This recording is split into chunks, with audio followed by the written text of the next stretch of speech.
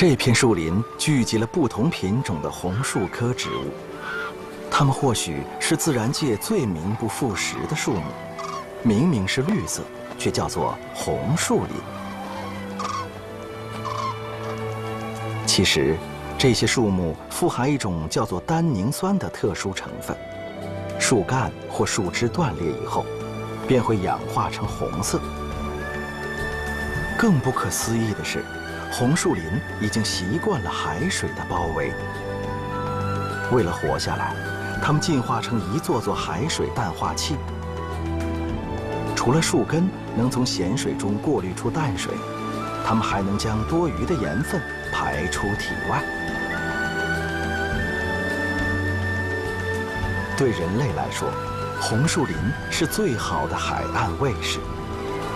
当台风来袭，它们消解了风浪的力量，保护着身后的农田和村庄。